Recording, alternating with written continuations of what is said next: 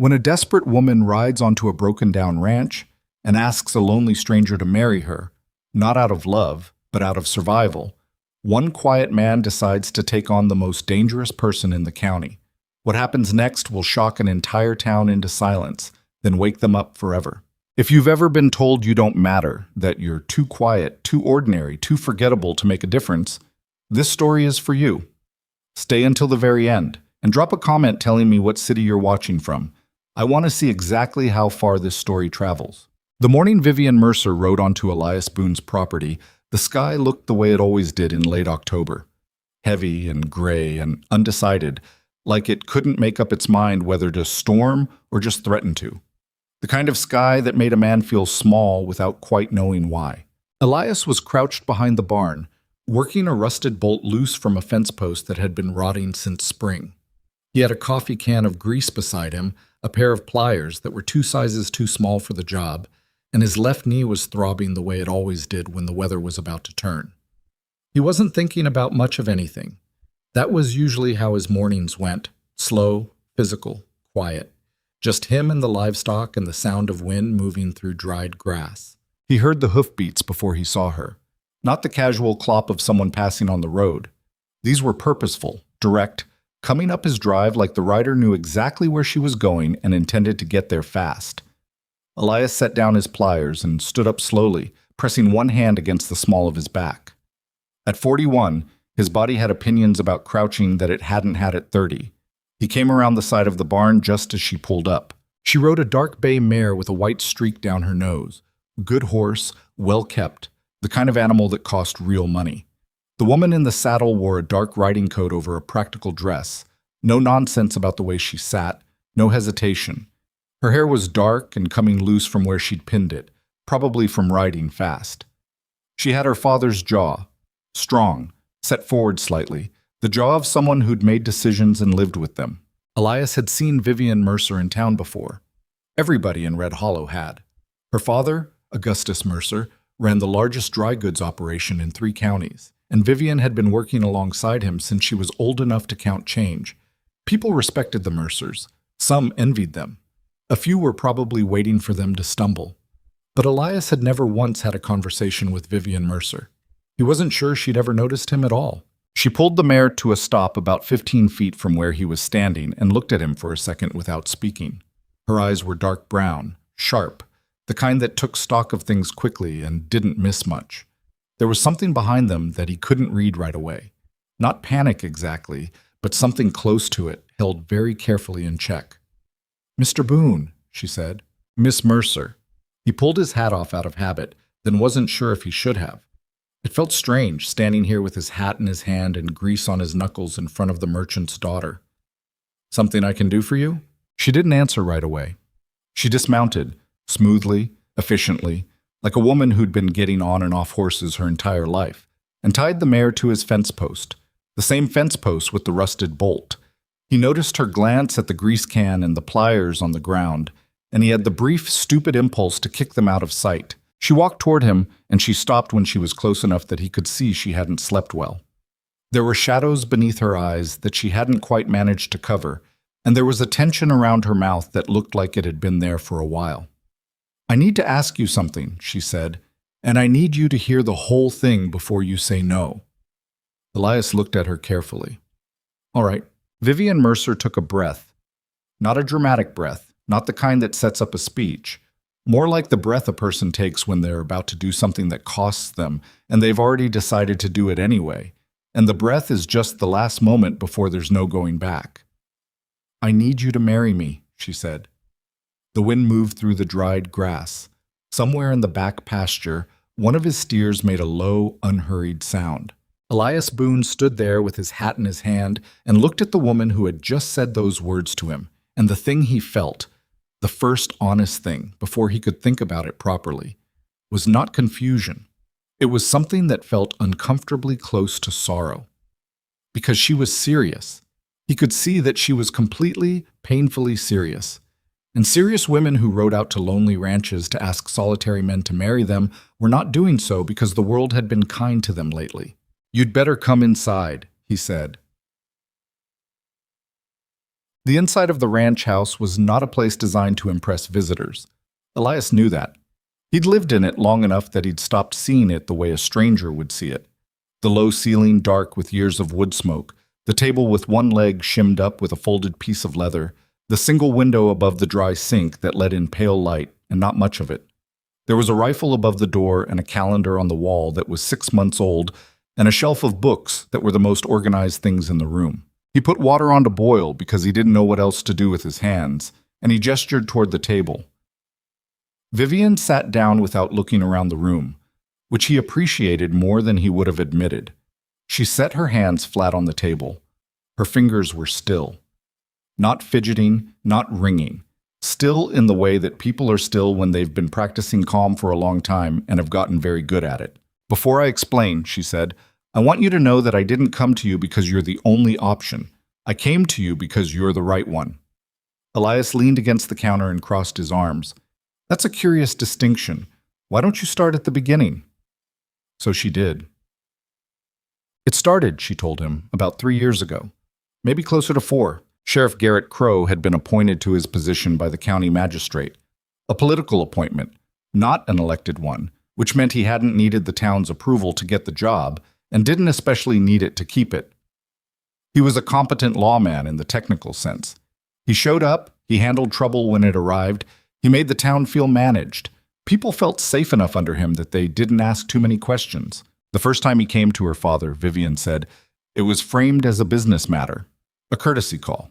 The sheriff stopping by to mention that he'd heard some concerns, from whom he didn't specify, about the weight measurements at the Mercer dry goods, whether everything was properly calibrated, whether an inspection might be warranted. Her father had understood immediately. Vivian was 17 at the time, and she'd been doing the accounts. She'd understood too. "He never actually asked for anything directly," she said. "Not the first time. He just left enough space for my father to fill in. My father filled it in." "What did he want?" 15% of every timber supply contract that went through our store. We handled the contracts for 3 of the 4 largest ranchers in the county at the time. It was significant money. Her jaw moved slightly. "He said it was for administrative assistance, keeping the county ledgers straight. He had a whole story about it." Elias poured 2 cups of coffee and set one in front of her. She wrapped her hands around it without drinking. "Your father paid him. For 4 years. She looked down at the cup. "I'm not saying it to condemn him. He had my mother to think about, and she was sick then. And he had employees, people who depended on the store. He thought it would stop." "It didn't stop." "It never stops," she said flatly. "You pay once, you've told him everything he needs to know about you, that you'll choose protection over principle when the cost is high enough. After that, he just has to keep raising the cost." Elias was quiet for a moment. Through the window, he could see the clouds getting darker, moving faster. The storm was making up its mind. "What changed?" he asked. "Why come to me now?" Vivian set down her coffee cup and looked at him directly, and for the first time there was something in her eyes that wasn't controlled. A brief flash of something raw, something she hadn't quite managed to fold away in time. "My mother died in March," she said, "and in April, Garrett Crow came to my father and told him that the arrangement needed to expand. He wanted a percentage of the retail operation, not just the contracts, the actual store. He'd done the numbers himself and presented them like it was a business proposal. He wanted part of the store. He wanted the store," she corrected, "in everything but name. He wanted regular payments large enough that within 5 years my father would have to sell. And Garrett had a buyer already picked out, a man from Fort Worth, who I suspect is either his cousin or his business partner or both." She paused. "My father is 63 years old. He built that store out of nothing. It's the only thing he has left." Elias looked at her. Outside, the first distant rumble of thunder moved across the plains. "So where do I come in?" he said. Vivian sat up slightly straighter. It was a nearly imperceptible shift, but he caught it. The posture of a person who's reached the part of the conversation they've rehearsed and is determined to get through it cleanly. "Garrett has made it clear that the only way he leaves our family alone is if there's no longer a family worth troubling," she said. "He wants a store because my father's name carries it. If my father were no longer in a position to make decisions, if someone else were handling the business affairs, the leverage changes. Garrett's investment in controlling the Mercers dropped significantly. You're saying he goes after the name, not just the money. He goes after everything that makes us worth going after. If I marry someone outside his reach, someone he has no existing hold over, someone with enough standing in this county that removing them becomes complicated, it changes his calculation. She met his eyes. You own 600 acres free and clear. You've never borrowed from the county bank. You don't owe anyone anything. Garrett has nothing on you because there's nothing to have. Elias was quiet for a long moment. He walked to the window and looked out at the sky. The storm was coming. It was definitely coming now. You want to use a marriage to change the political math, he said. Yes. That's not a typical reason to get married. No, she agreed. It's not. He turned around and looked at her sitting at his table with her hands wrapped around his chipped coffee cup, and he thought about a lot of things in the space of a few seconds. He thought about what it meant that she'd ridden out here alone, to a ranch outside of town, to ask a man she barely knew to step into a fight that wasn't his. He thought about what it would cost her to do that, the pride it required to set aside, the desperation that had to be underneath it. He also thought about Garrett Crow, and the way the man moved through Red Hollow like he owned the air above the main street, and the 2 complaints Elias himself had quietly filed with the county seat over the past year that had gone nowhere. Documents misplaced, concerns noted and not pursued. Why me specifically? Elias said. There are other men in this county with land and no debt. Vivian looked at him steadily. Because you're the only one I trust not to become a problem yourself. He didn't say anything. I've watched you, she said. Not in a strange way, but in a town this size, you watch people whether you mean to or not. You've had 3 separate chances in the past 2 years to take advantage of situations that would have benefited you at someone else's expense. You didn't take any of them. Most men took at least one. Elias pulled out the chair across from her and sat down. He rubbed the back of his neck. This would be a marriage in name. That's up to you. I'm not here to negotiate the terms of something that hasn't been agreed to yet. She said it plainly, without any particular emotion attached. I'm asking you to agree to it first. The rest we can work out. And if I say no, then I thank you for the coffee and I figure out something else. She said it without bitterness, without manipulation, just a statement of fact. Elias looked at the woman across the table from him. He noticed that her hands had tightened slightly around the cup. Not much, just slightly. All right, he said. She blinked. All right, I'll do it. Vivian Mercer stared at him. For the first time since she'd arrived, something in her face moved in a way she hadn't planned for. Her composure didn't crack exactly, but it shifted, like a wall that had been built to hold weight and suddenly didn't need to hold quite as much. Just like that, she said. You laid out the situation clearly, Elias said.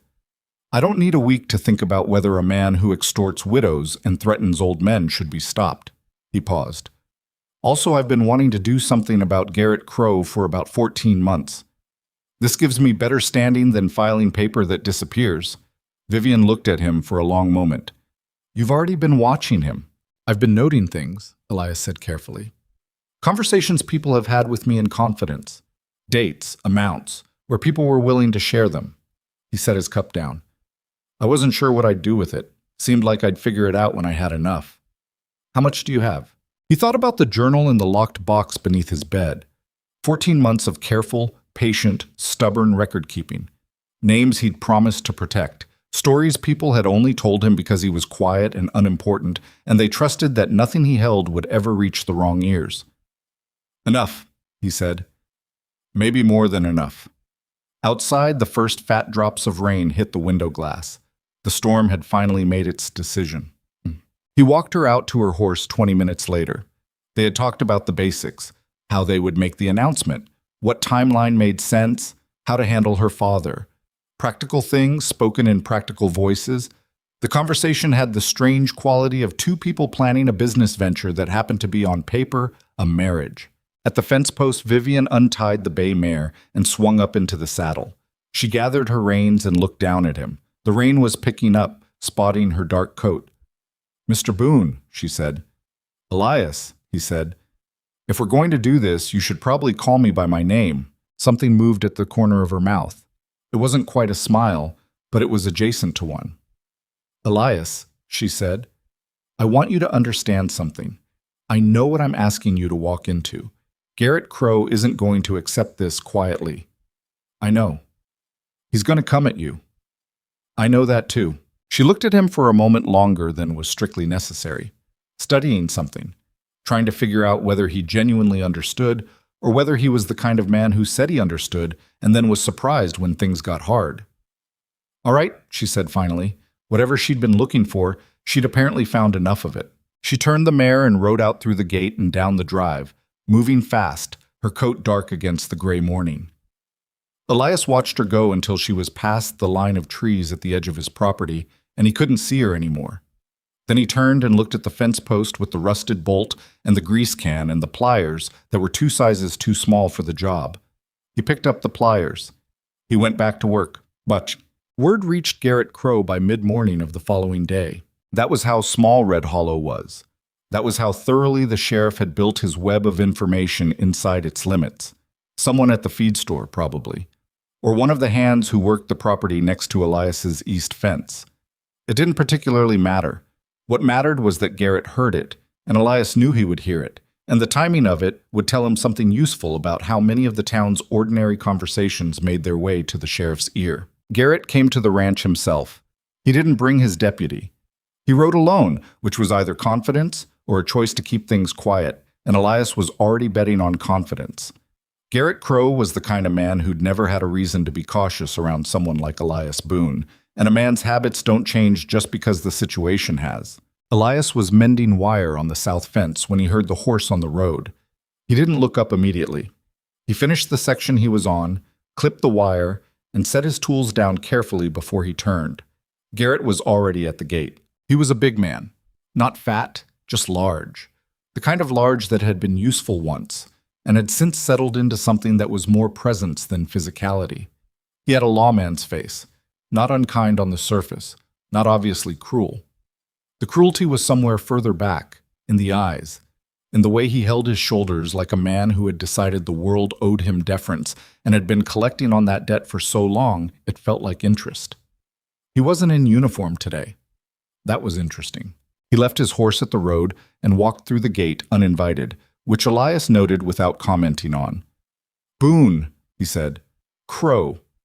Elias didn't offer his hand. He didn't make a production of not offering it. He just stood there with his wire cutters, relaxed, waiting. Garrett looked around the property with the particular gaze of a man who is assessing things and wants you to know he is. Nice spread, he said. Smaller than I remembered. I've never had you out here before, Elias said.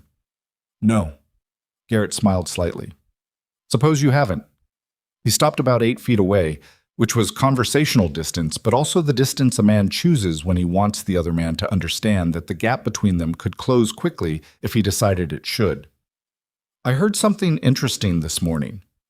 Things travel fast in Red Hollow. They do. Garrett put his hands in his coat pockets. A casual gesture, calculated casual. I heard you and the Mercer girl are planning to get married. That's right. Garrett tilted his head slightly.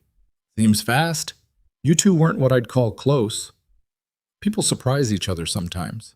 They do, Garrett agreed pleasantly. They really do.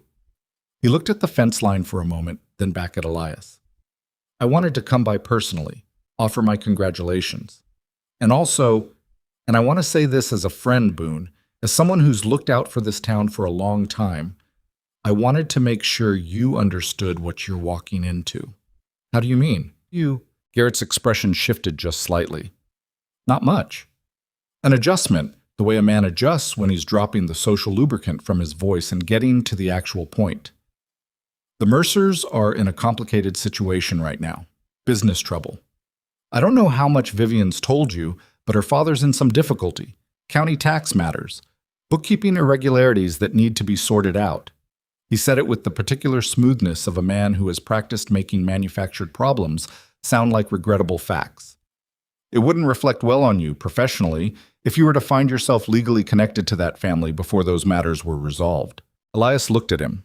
He kept his face neutral, which was not difficult because he'd been keeping his face neutral in difficult conversations for 41 years. I appreciate the concern. Just being thorough. Garrett smiled again. Wider this time. which made it less like a smile. A man in my position hears things. I'd hate for you to find yourself on the wrong side of some documentation you didn't even know existed. There it was. Not a threat in any language that could be quoted, not a word that could be pointed to and named directly. Just the suggestion, suspended in the air between them, like smoke from a fire that could be anywhere. The documentation existed, that it could be shaped and placed, that the world had a particular order, and Elias's best interest lay in understanding his position within it. Elias let the silence sit for a moment. "I'll take that under consideration," he said. Garrett held his gaze for 2 seconds, 3, long enough to make sure the message had landed. Then he nodded, satisfied apparently with whatever he saw, and turned to walk back to his horse. "Congratulations again," he said over his shoulder. "Vivian's a fine woman." Elias watched him ride away. Then he picked up his wire cutters and went back to the fence. That evening, after supper, beans and cornbread, the same thing he'd eaten 3 nights running, because cooking for one person had never seemed worth elaborate effort, Elias sat at his table and opened the locked box he kept under the bed. The journal inside was a plain thing. Dark cloth cover, pages that had started to yellow at the edges. He'd bought it at the Mercer Dry Goods, which struck him now as somewhat fitting. He opened it to the current page and added to the entry he'd started 3 weeks ago. He wrote down Garrett's visit, the time, the exact words as close as he could reproduce them. Documentation you didn't even know existed. He wrote that phrase down twice because precision mattered, because the difference between a suggestion and a threat often lived in the exact words chosen and the exact order they were spoken in. Then he sat back and looked at what he'd written. 14 months of this. 17 separate accounts from 11 different people. Some of them given to him over a fence.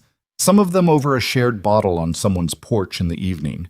One of them in a letter written in a schoolteacher's careful hand that still sat folded in the back of the journal, because the woman who'd written it had asked him to keep it somewhere safe. He'd promised all of them the same thing, that he would use what they told him only when he was certain he could do it in a way that didn't leave them worse off than they'd started.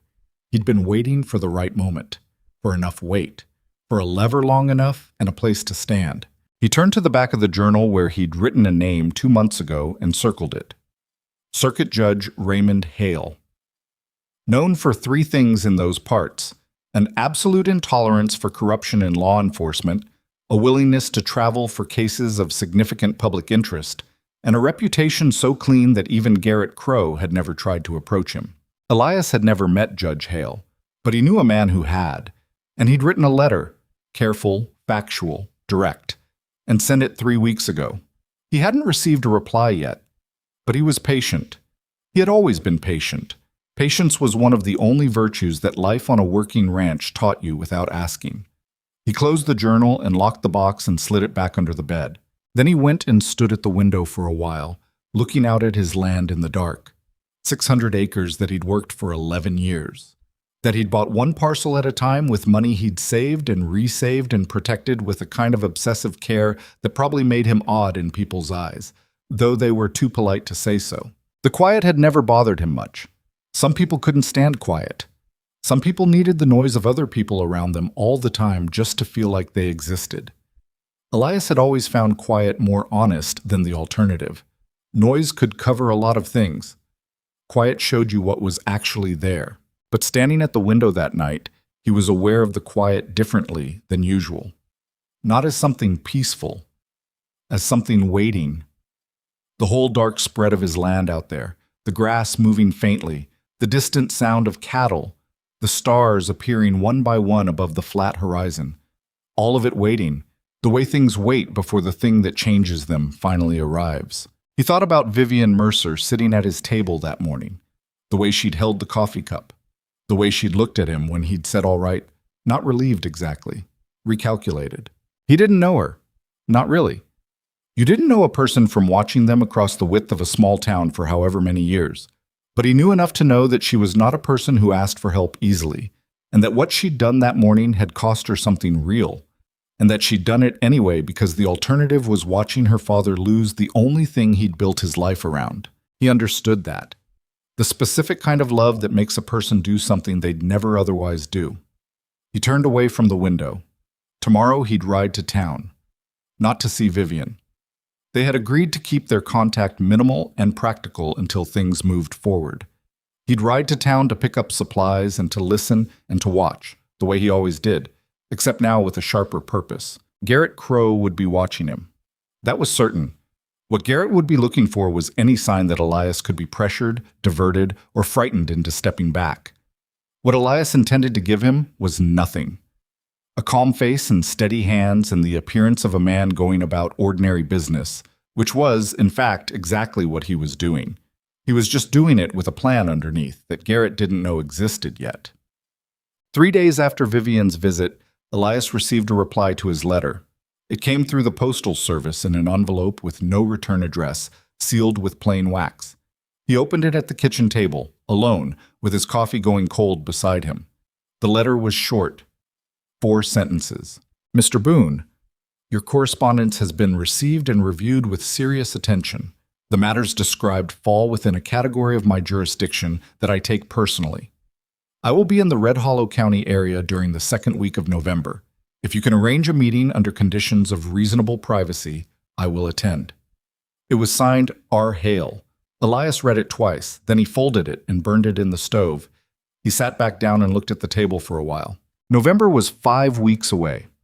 5 weeks was a long time in a situation that was already moving. A lot could happen in 5 weeks. Garrett could escalate faster than expected. Someone could break. Someone could talk to the wrong person. But 5 weeks was also enough time to fill in what he was missing, to approach the 2 people he hadn't yet spoken to, who he knew had the clearest view of Garrett's operations. A former deputy who'd left town under awkward circumstances, and a county records clerk who'd mentioned once, in passing, that she'd been asked to process some documents that didn't smell right to her. 5 weeks. Elias got up, refilled his coffee, and sat back down at the table with his journal. He had work to do. That Sunday, Elias drove his wagon into town and attended the gathering at the feed hall that served as the community's informal Sunday meeting place. Not for any particular social reason, because he was not a social man by nature, but because he had learned over the 14 months of keeping his journal that the feed hall on Sunday was where information moved. He sat near the back with his coffee and said very little and watched. Garrett Crow was there, which was not unusual. The sheriff made a habit of showing up at public gatherings, always projecting the same comfortable ownership of the room, like a man who knows that being seen is itself a form of power. He worked the space, moving from group to group, laughing at the right moments, keeping his hand visible on shoulders, always positioned near the men who mattered in town without ever appearing to need them. But today Elias noticed something he hadn't seen quite this clearly before. He noticed the way the conversations changed when Garrett approached. Not dramatically, not visibly to anyone who wasn't looking for it, but there was a tightening, a slight shift in how people held themselves, a fraction of a second where eyes moved to find the nearest exit from the conversation, and then the decision to stay and perform ease rather than actually feel it. People were afraid, not of Garrett specifically, in the sense of being afraid of immediate harm. They were afraid of the general condition he represented, the knowledge that he could make things difficult, that he had in the past and would in the future, that the calculation of engaging with him had a hidden cost that everyone understood even if no one named it. And no one said anything. Because saying something meant being the first. And being the first in a town like Red Hollow meant being alone. And being alone against a man with a badge and county resources and a buyer in Fort Worth was not a survivable position for ordinary people. Elias watched all of this and thought about the 17 accounts in his journal, and thought about Raymond Hale and the letter he'd burned in the stove. He was patient. He had always been patient. He just needed everyone else to hold on for 5 more weeks. He was loading his wagon outside the general store when Tom Lester appeared beside him, one of his neighbors, a small rancher with a family and a persistent fence problem that Elias had helped him with the previous spring. Tom was a mild man with a habit of looking over his shoulder when he talked, which had gotten more pronounced in recent months.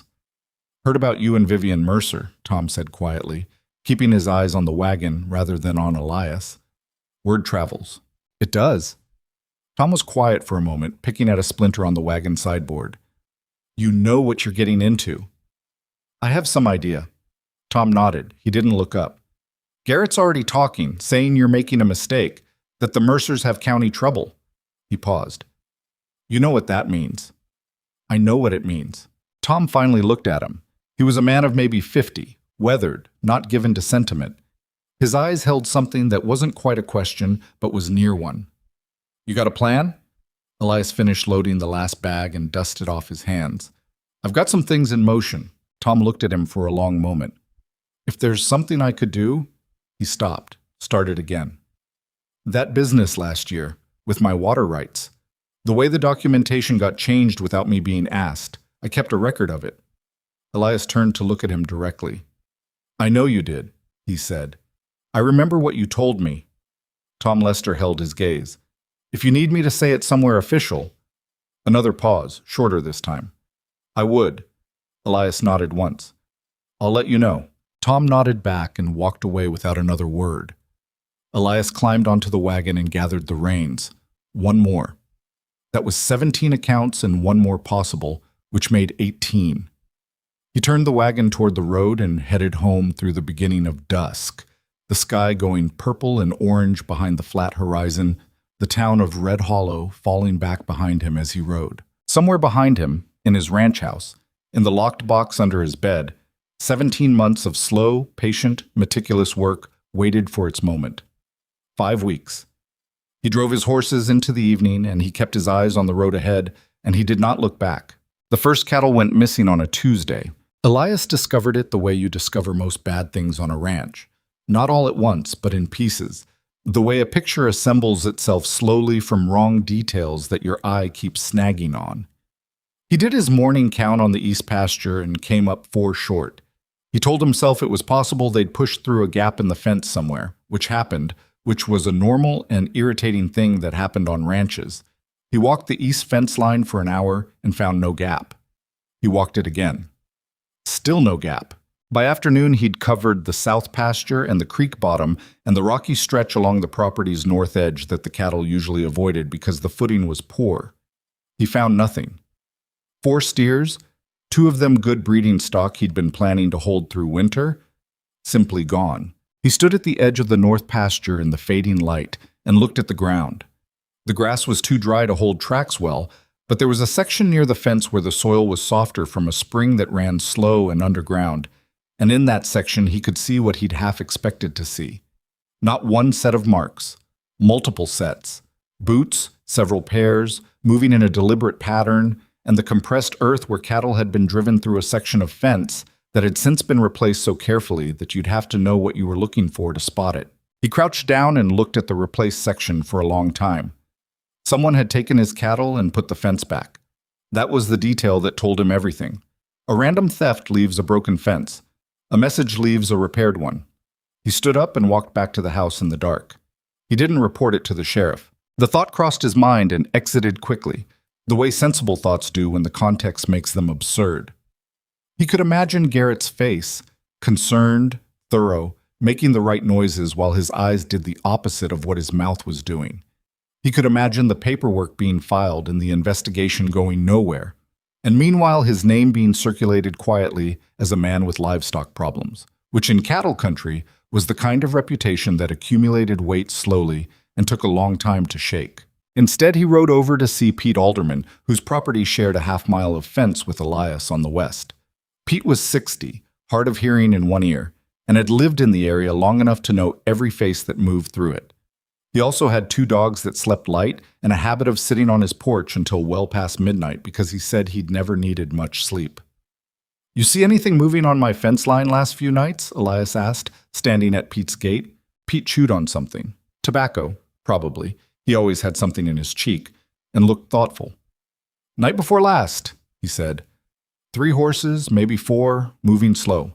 I figured it was your boys bringing something in late. He paused. You don't have boys. I don't. Pete looked at him. How many did you lose? 4. Breeding stock, 2 of them. Pete spat. You report it? Not yet. Pete nodded slowly, like a man who understands exactly why not yet means what it means. You want me to say what I saw if it comes to it? I'd appreciate it. All right. Pete went back to his chewing. You want to come in? Martha made pie. Not tonight, Elias said, but thank you. He rode home through the full dark and sat at his table for a while without lighting the lamp, just thinking in the quiet, and then he opened his journal and wrote down what Pete had told him with the date and the time. The entry was 2 paragraphs.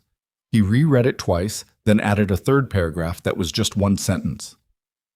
This is the beginning of the active campaign against me, which means the engagement has been taken seriously. He closed the journal. He went to bed. He lay awake for an hour, which was unusual for him. He was normally asleep inside of 10 minutes, one of the few uncomplicated reliabilities of his body. And then he slept. 2 days later, he lost 6 more. This time it was from the west pasture, the section furthest from the house, where the land dipped into a shallow draw that blocked sound. He found the same careful fence repair. He found the same boot marks near the spring soil. He found, additionally, a single piece of rope left beside the post. Not accidentally dropped, but placed, coiled neatly. The kind of detail that had no practical purpose except to demonstrate that the person who'd been there wanted him to know they'd been there, wanted him to feel watched, wanted the watching to feel inevitable. Elias picked up the rope and looked at it for a moment. Then he tossed it into the draw and walked back to his horse. He had now lost 10 head of cattle. That was real money. That was months of work. And more specifically, it was months of work he would not be recovering unless things resolved in his favor, which was not certain, which he understood was not certain. He let himself feel the weight of that for a minute. Not because he was given to self-pity, but because he'd learned a long time ago that pretending things didn't cost what they cost was a form of dishonesty that eventually caught up with you. It cost 10 cattle. He felt that. Then he put it somewhere manageable and got back on his horse and rode toward town. He had a meeting to keep. The school teacher's name was Clara Dean. She'd been teaching at the Red Hollow Schoolhouse for 7 years, which was longer than most teachers stayed in a frontier town. And the reason she'd stayed was that she was stubborn and she was good at the work, and she'd decided a long time ago that stubbornness in service of something worthwhile wasn't a character flaw. She was 34, unmarried, and she wore her practicality the way some women wore jewelry, openly and with a certain pride in it. She'd written Elias a letter 8 months ago, a careful letter. It described 3 instances in which she'd been approached by the sheriff with what she described as suggestions regarding the curriculum, specifically suggestions that certain civic lessons about the authority of local law enforcement be emphasized, and that certain discussions of individual rights and county charter obligations be de-emphasized. She'd declined each time. The third time, Garrett had stopped suggesting and started being specific about the county's ability to review teaching appointments annually. She'd written the letter and sent it to Elias because, she said, she'd seen him at the feed hall listening to people, and she'd decided he was the kind of man who kept things. She wasn't wrong. They met at the edge of town, near the water trough behind the livery, at a time Elias had suggested in a brief note, because it was the quietest hour of the afternoon when most people were in their businesses and the street was as close to empty as it ever got. Clara arrived first. She was wearing her school day dress and carrying a satchel, and she looked exactly like what she was, a teacher between school hours, which made their meeting look like nothing in particular if anyone happened to see it. They took more cattle, she said when he was close enough to hear her say it quietly. News travels. It does here. She glanced down the street, a quick professional check, then back at him. Are you all right? I'm fine. The cattle aren't, but I'm fine. She almost smiled at that. I heard something yesterday that you should know about. One of my older students, I won't say which one, mentioned that his father came home 2 nights ago later than expected. Said he'd been asked to drive a wagon. Said the man who asked him had a county badge. Elias was quiet for a moment. He volunteered that? The student? He's 12. He was proud of his father being trusted with something official. The edge in Clara's voice was controlled but present, like a wire pulled tight. He doesn't know what it means. What about the father? Afraid, she said simply. He won't say more. But I thought you should know there's a name that might exist if someone official asked the right questions in the right way. Elias nodded. He filed it away. How are you holding up? Clara looked at him. It was an honest question, and she appeared to consider it honestly. I'm holding, she said. I'd like this to be over. So would I. Is it going to be? He looked at her steadily. He didn't tell her about Judge Hale, because the fewer people who knew that, the better. Not because he didn't trust Clara, but because information had a way of moving through a small town regardless of the trustworthiness of the person carrying it. "I have things in motion," he said. She looked at him for a moment with an expression he couldn't entirely read, some combination of assessment and decision. And then she nodded, which appeared to mean she'd decided to take that on faith. "If you need my letter formalized," she said, "a signed statement, whatever's useful, tell me. I want to be useful. I will." She picked up her satchel and walked back toward the schoolhouse, and Elias stood by the water trough for a moment and looked down the main street of Red Hollow. Garrett's office was at the far end, the county badge mounted above the door catching light. From this distance, it was just a shape, a piece of metal. It could have been anything. He turned and went to collect his horse. Vivian came to the ranch on Thursday. This time she knocked, which was different from the first time when she'd just pulled up and announced herself, and he noted the difference without commenting on it. Something had shifted slightly between that first morning and now, not toward anything in particular, just away from the sharp formality that had characterized the initial conversation. They were two people who had made a significant agreement and were now in the awkward position of having to exist in proximity to that agreement before they'd figured out what it actually meant for either of them. She came inside and sat at the table, and he poured coffee, and for a few minutes they went through the practical things that needed to be discussed, the announcement she'd placed in the county paper, the response from her father, the question of whether to set a date or leave it vague for the moment. Her father, she said, had reacted to the news of the engagement, the way a man reacts when he's been holding something very heavy for a very long time and someone appears to offer help, but he's not yet certain whether the offer is real. He'd asked her twice if she was sure. She'd told him twice that she was. He hadn't asked a third time, which meant he'd chosen to believe her, which was its own kind of courage for a man in his position. "He wants to meet you," she said. "I figured he would. Saturday, maybe? At the store after closing? It would look ordinary. You stopping by to pick up something. He stays late to do accounts on Saturdays." "That works." Elias turned his cup in his hands. "How is he, really?" Vivian was quiet for a moment. She had a way of pausing before answers that came from actually considering the question rather than reaching for the convenient response. "Tired," she said finally. "He's been tired for a long time. He put on a good face when I told him, but I could see—" She stopped. Started again with a slightly different angle. "He's been carrying this alone. He didn't want me to know the full extent of it. I had to find most of it out on my own. Because he was protecting you." "Because he was ashamed," she corrected, and there was something complicated in her voice. Not anger, but not entirely free of it either. He thought it was his failing, that he should have found a way out of it on his own. She looked at her coffee. "He's a proud man. It cost him to have his daughter know." Elias thought about Augustus Mercer, whom he'd seen in town over the years.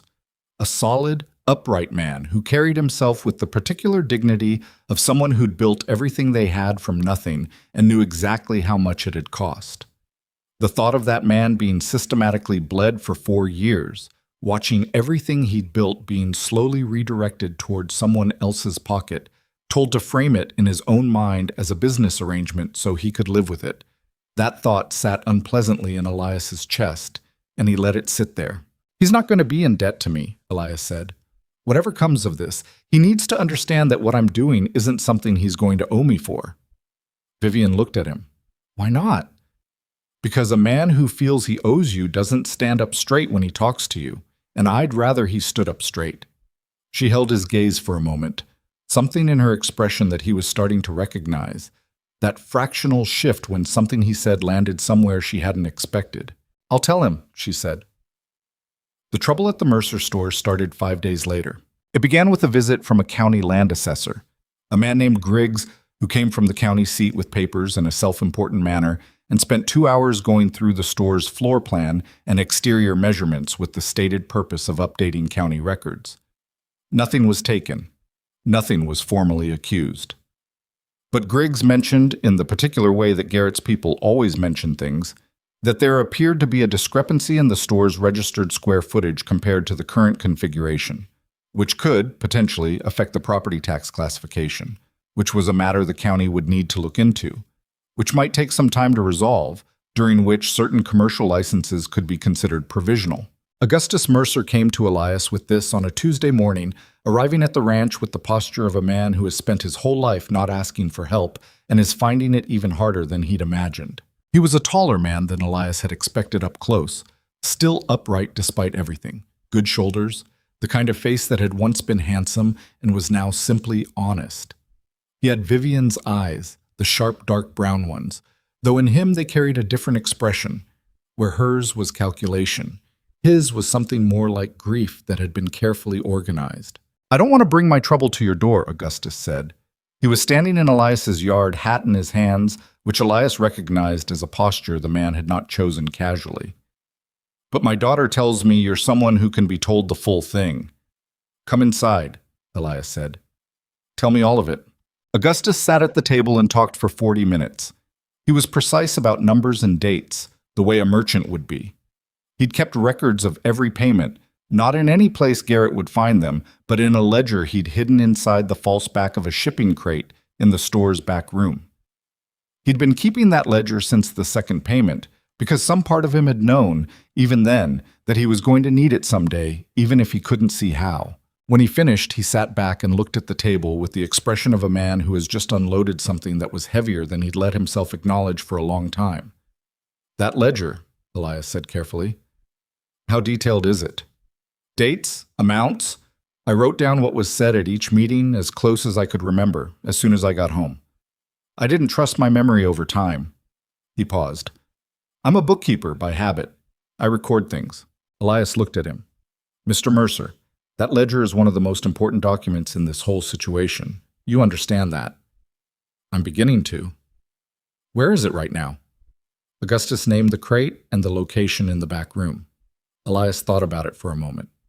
"I want you to move it," he said. "Not out of the store. Not yet, that might be noticed. But somewhere different in the store. And I want you to not tell Vivian where." Augustus looked at him. "Why not Vivian?" "Because if Garrett ever puts pressure on her specifically, she can honestly tell him she doesn't know where it is. She's a poor liar." He said it without cruelty. "It's not a failing. It's just who she is. She'll be more useful in this if she's not carrying a secret she has to hide." Augustus was quiet for a moment. He appeared to be reassessing something about the man sitting across from him, turning him slightly in the light, the way you turn something to see if the quality holds from different angles. "All right, Tate," he said. "One more thing," Elias said. "That ledger and my journal need to meet up with a man before the 15th of November. Until then, you hold it, I hold mine, and neither of us talks about either of them to anyone we're not absolutely certain of." "Who's the man?" Elias looked at him steadily. "Someone who can make it official and make it stick." Augustus held his gaze and appeared to make a decision. "I trust my daughter's judgment," he said finally. "She's been right about people more often than I have." He stood up, put his hat back on, and they shook hands at the door. A simple handshake, working man's grip, the kind that means something because both parties know what it's sealing. After he left, Elias went back inside and sat at the table and thought about what he had now versus what he'd had 2 weeks ago. He had a merchant's detailed ledger. He had signed and signable accounts from 11 individuals, including a school teacher and a neighboring rancher and a former field hand and several others. He had Pete Alderman's witnessed account of the night the cattle were taken. He had his own journal. What he still needed, what would make the difference between evidence and overwhelming evidence, was someone who'd worked close enough to Garrett to speak to the pattern from inside. He'd been avoiding that piece because it was the most dangerous one to pursue. Inside men talk to inside people. If Garrett got word that his former deputy was being approached, the whole situation could accelerate in directions that were hard to control. But 3 days before Garrett's campaign against him escalated in a way that changed the calculation entirely, Elias found that piece without having to go looking for it. The former deputy was named Will Sayers. He'd left Red Hollow 14 months ago under circumstances that people in town described vaguely as disagreements about methods, which was the kind of phrase that covered a lot of ground. He'd settled on a small plot 20 miles north, near a town called Durant, where he'd apparently been keeping to himself and not talking much. He came to Elias's ranch on a Thursday evening, arriving just before dark on a horse that needed feeding, wearing clothes that had been slept in more than once. He looked like a man who'd been having a long argument with something inside himself and had recently reached a conclusion about it. "You're Boone," he said at the gate. I am. I heard you're getting married to Vivian Mercer. That's right. Will Sayers stood there for a moment, one hand on his horse's neck. He was younger than Elias had expected, maybe 32, 33, with the face of someone who'd seen things that had aged him beyond the number. I heard why, he said, or I can guess why. Word gets around even 20 miles north. Elias looked at him. You want to come in? Yeah. Sayers tied his horse and followed him inside. I want to tell you something. I've been sitting on it for 14 months and it's gotten heavier every month. And I decided on the ride down here that I'd rather put it somewhere it can be used than keep carrying it by myself. He sat at Elias's table and talked for 2 hours. What he described was systematic, organized, and long-running. False evidence, manufactured charges against people who had resisted Garrett's arrangements, records altered in the county files, money moved through shell accounts that Garrett had set up under names of businesses that did not exist. Will had discovered the last part by accident. He'd been sent to retrieve a document from the county filing office and had pulled the wrong folder. When he'd gone to Garrett with what he'd found, intending to report it as a clerical confusion, Garrett had looked at him for a long moment and then told him very quietly that the wisest thing Will could do was to forget he'd ever seen that folder. Will had been a deputy for 5 years. He was not a naive man. He understood what he'd just been told and what it meant about the man who'd said it.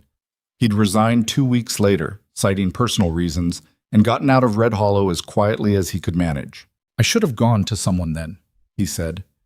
He was looking at the table, not at Elias. I told myself there was nobody to go to. That might have been true, but I also told myself that because it was easier than deciding to do something that scared me. Elias didn't tell him he was wrong. He didn't tell him it was understandable. He just said, "You're here now." Sayers looked up. I need to know it counts for something, that it doesn't just disappear. It won't disappear, Elias said. I promise you that. He got out his journal and his pen, and they sat at the table until well past midnight, and Will Sayers told him everything he remembered, and Elias wrote it down in his careful, precise hand with the dates and the amounts and the names of businesses that did not exist. By the time they finished, the coffee had long since gone cold, and the lamp was burning low, and Will Sayers looked like a man who had set down something he'd been carrying wrong for over a year, a little lighter, a little uncertain of how to stand without the weight, but unmistakably lighter. What happens now? Sayers asked. You go back to Durant, Elias said. You wait to hear from me. When the time comes, I'm going to need you to say all of that somewhere official. I'll say it. He said it without hesitation, and the steadiness in his voice was the steadiness of a decision that had already been made, not one being made in the moment. Whatever it takes. Elias walked him out to his horse. The night was cold and completely still, the kind of still that meant a clear sky and temperatures dropping fast. Will Sayers mounted up and gathered his reins, and for a moment he just sat there, looking down at Elias in the dark. You're a careful man, Sayers said. Not a compliment exactly, more an observation, the kind you make when you've been watching something and trying to understand it. I try to be. He's going to try to break something before you can stop him, Sayers said. He always does that. When he feels something coming, he moves against whatever the person cares about most, tries to get there first. He paused. Thought you should know that. I know, Elias said. Sayers nodded, turned the horse, and rode off into the dark toward the north road. Elias stood in the cold for a moment after the hoofbeats faded, thinking about what Sayers had said. Whatever the person cares about most. He thought about his 10 missing steers, which were money and months of work, but were manageable. He thought about the county assessor at the Mercer store, which was pressure but was slow pressure, the kind designed to wear rather than destroy. He thought about what else there was, what Garrett hadn't moved against yet. He went inside and got his journal and turned to the entry from 3 weeks ago, the one that began with Vivian arriving on his property on a gray October morning with dark circles under her eyes and her hands wrapped around a coffee cup. He read through it slowly, the way he read everything in the journal, carefully, looking for the thing he might have missed the first time. He didn't find anything he'd missed, but the rereading reminded him of something that Sayers had put more clearly than he'd been able to put it to himself. Garrett Crow was not a patient man underneath the performance of patience. He was a man who controlled things because he could not tolerate the alternative, and a man who cannot tolerate losing control when he feels it slipping does not wait. 11 days remained until the second week of November. Elias locked the journal back in its box and put the box under the bed and lay down and stared at the ceiling in the dark. 11 days. And whatever Garrett was going to do next, he was going to do it soon. The warrant arrived on a Monday. Elias was at the south fence again. He'd been working that fence line more than it strictly needed, partly because it needed it, and partly because physical work was the only thing that kept his mind from running the same calculations over and over without producing new answers. When he heard the wagon coming up the drive and turned to see Deputy Holt sitting on the bench with a piece of paper in his hand and the particular expression of a man who is following orders, he finds distasteful, but has decided the distaste is not his problem. Holt was young, 26, maybe 27. He'd only been deputy for 8 months, which meant he hadn't been around long enough to know what Garrett had been before Holt arrived, only what Garrett was now, which was the man who signed his pay vouchers and told him where to be. Elias didn't hold that against him. You couldn't hold a man's ignorance against him when the ignorance had been carefully constructed by someone with a professional interest in maintaining it. "Mr. Boone," Holt said. He held out the paper without getting down from the wagon. Elias walked over and took it. He read it without expression, which took some effort, because what was written on it was not what he'd expected. Not a land claim, not a tax matter, not anything he'd prepared for specifically. It was a theft charge. His name listed as the subject of a formal complaint. The complainant, a rancher named Boyd Caswell, whose property sat 8 miles east and who Elias had spoken to exactly once, 2 years ago, at a county livestock fair. The charge: theft of 6 head of cattle. His 6 head. His missing cattle. Filed against him as if he'd taken them from someone else. He read it twice and handed it back to Holt. "This is going to need a response," he said. His voice came out level, which surprised him slightly. "Yes, sir." Holt had the grace to look uncomfortable. "I'm to inform you that you'll need to present yourself at the county office by Friday to address the matter, or a more formal action will be initiated." "I understand." Holt hesitated. He seemed to want to say something else and was arguing with himself about whether to say it. The argument didn't last long. He clicked his tongue at the horses and turned the wagon around and drove back down the drive. Elias stood in the sun with the paper no longer in his hand and thought about Boyd Caswell. He thought about what it had cost Garrett to get Caswell to sign a complaint. Money, probably. Or a promise of something. Or, and this was the version that felt most likely, a threat of something. Caswell wasn't a wealthy man, and a man who isn't wealthy and has his name attached to a sheriff's operation has limited choices about whether to cooperate. He went inside and got his journal and wrote down the date and the charge and Holt's name and the exact wording of the warrant as best he could reproduce it. Then he sat back and looked at what he'd written and thought about the math of it. 9 days until November's second week. 9 days until Judge Hale was due in the area. The warrant was designed to do one of 2 things. Either force him to spend the next 9 days managing a legal defense that would consume his attention and his resources, or give Garrett a framework to escalate into something more severe if Elias didn't back down. Either way, the timing was not accidental. He closed the journal and rode into town. Vivian was at the store when he arrived, which was where she usually was on weekdays, working the counter while her father handled the back. She saw him come through the door and something in her face shifted. She registered that something had happened before he'd said a word, which told him she'd been watching for it. She called to one of the store's hired boys to take the counter and led Elias to the back room where the crates were stacked and the accounts ledger sat on its sloped desk. Augustus was there, marking inventory, and he looked up when they came in and read the same thing in Elias's face that Vivian had. "He filed a warrant," Elias said. He told them what it said. Augustus set down his pencil. His jaw moved slightly, but he didn't speak. Vivian said, "Boyd Caswell signed it? That's the name on it." She made a sound that wasn't quite a word, something between a short exhale and a contemptuous syllable. "Caswell has been behind on his supply account with us for 8 months. Garrett's been carrying that note. I've seen it referenced in communications." She looked at Elias. "He didn't volunteer to sign it." "No," Elias agreed. "He didn't." "Can they make the charge hold?" Augustus asked. His voice was controlled, but it had the careful quality of a man controlling something that wanted to move faster. Not if the truth gets in front of someone who can hear it, Elias said. Which brings me to why I came. He looked at both of them. He'd been deciding on the ride into town how much to tell them, and he'd made the decision by the time he tied his horse outside. They'd been living in the dark long enough, and what was coming in 9 days was going to require both of them to be steady, and people were steadier when they weren't surprised. I need to tell you about Judge Hale, he told them.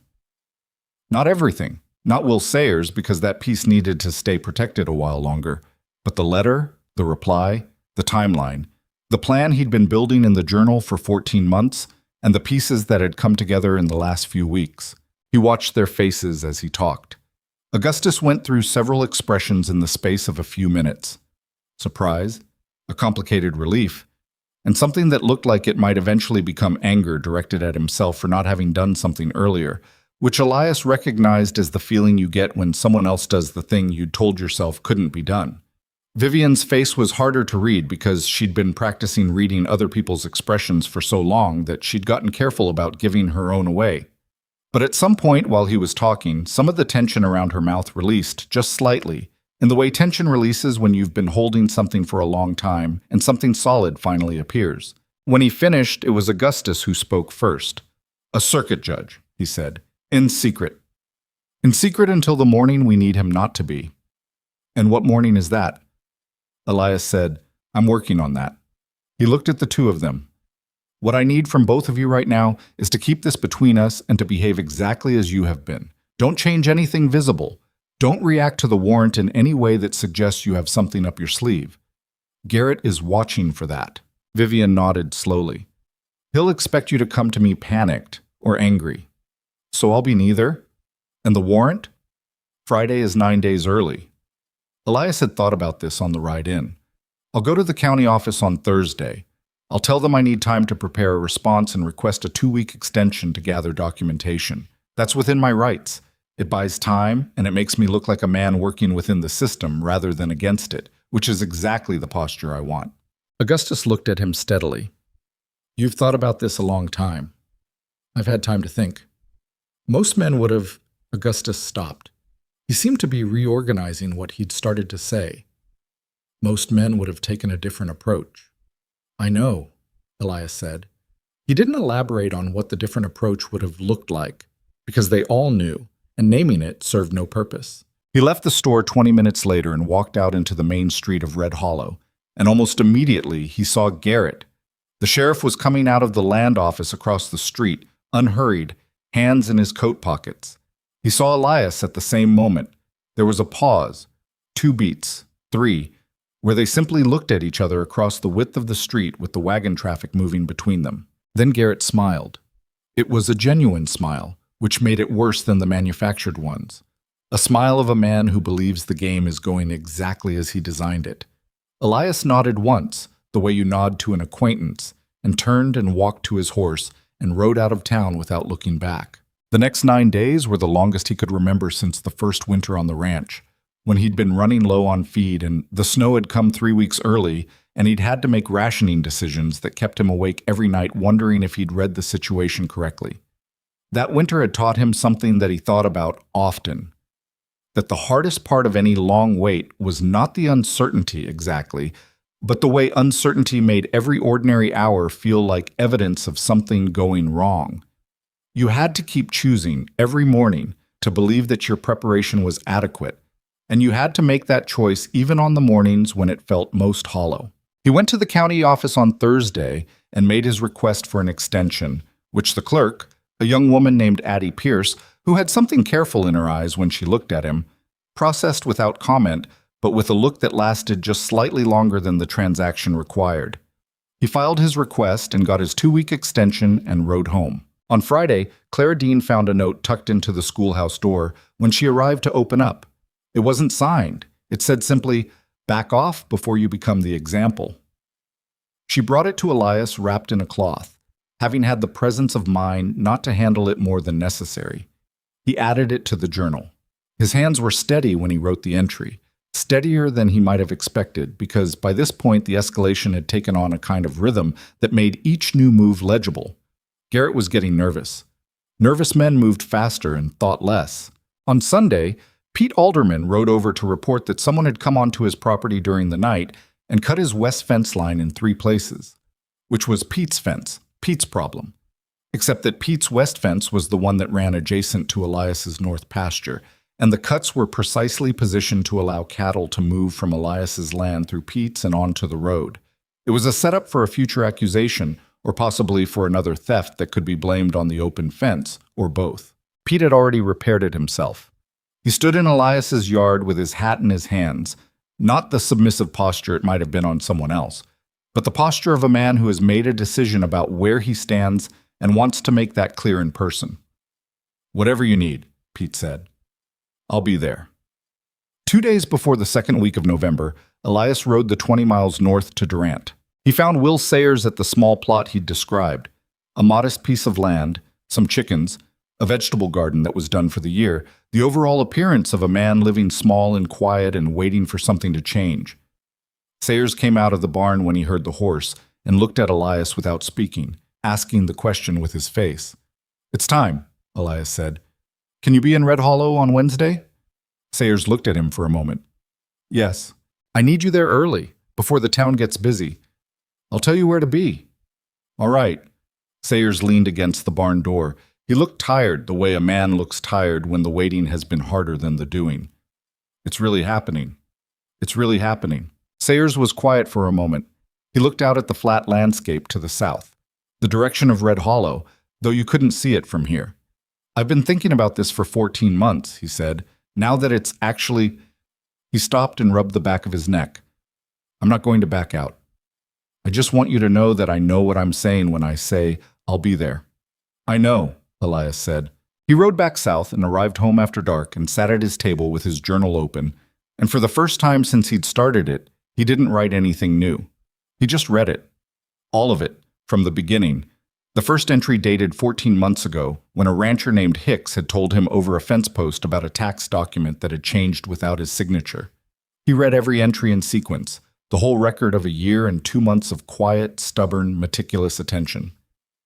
17 accounts now, plus his own observations, plus the warrant, and Clara's note, and Pete's fence line. He read it all, and when he finished, he sat back and looked at the ceiling for a while. He thought about the morning Vivian had ridden up his drive in the gray October light, and he thought about what he'd felt when he'd first looked at her. Not the immediate thing, not the social reflex, but the thing underneath it, the recognition of a person who had run out of other options and was making the hardest ask of their life and doing it without flinching. He thought about Augustus with his merchant's careful ledger hidden in a false-backed crate. He thought about Clara Dean and her signed letter and the way she'd said, "I want to be useful." He thought about Tom Lester picking at a splinter and not looking at him and saying, "I would." He thought about Pete Alderman on his porch in the cold. He thought about Will Sayers riding 20 miles south in the dark on a horse that needed feeding. Ordinary people, every single one of them. People who had lives that Garrett's operation touched only at the edges, or not so much at the edges as at the places where their ordinary lives depended on things being fair, on a county that operated the way it was supposed to operate, on a badge meaning what a badge was supposed to mean. People who'd been told by the whole weight of the situation that speaking up was not survivable, and who had done it anyway when someone appeared who made it feel less like a solo act. He closed the journal and locked the box. Wednesday morning, 2 days. He went to bed, and this time he slept without difficulty, which surprised him when he thought about it later. Maybe his body understood something his mind was still processing, that the time for lying awake running calculations was over, and what was coming now required a different kind of readiness.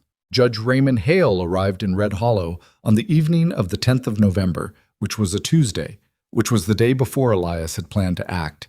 He came in an unmarked wagon with a single traveling companion, his court recorder, a thin man named Gibbs, who said almost nothing but wrote everything and had hands that moved faster than seemed possible for their size. They came directly to Elias's ranch, as arranged in the second letter that had been exchanged through a postal route that bypassed Red Hollow's own post office. Hale was not what Elias had expected from his reputation, which was perhaps what the man intended. He was in his mid-50s, compact, with a neat gray beard, and the kind of stillness about him that didn't come from being relaxed, but from having trained himself not to waste motion. He had watchful eyes and hands that stayed folded on the table when he listened, which he did for 3 hours. Elias put the journal in front of him. Hale read in silence, turning pages with the same economy of motion that characterized everything else about him. Gibbs sat to his left with his own notebook and made occasional marks that Elias couldn't read.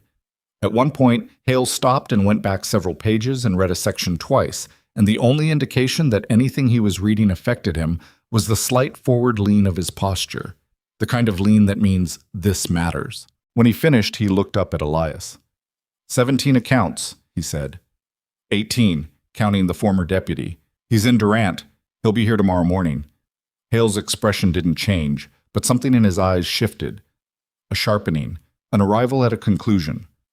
You've been building this alone. Mostly. For 14 months. Yes. Hale looked at the journal again. Not reading, just looking at it. You understand that the manner of presentation matters significantly. If this is done correctly, in a public and witness setting, the documentation is strong enough that Crow would have very limited recourse. That's my intention, public and witnessed. You're talking about doing this on the main street. Wednesday morning, Elias said. Market day. The most people, the most witnesses.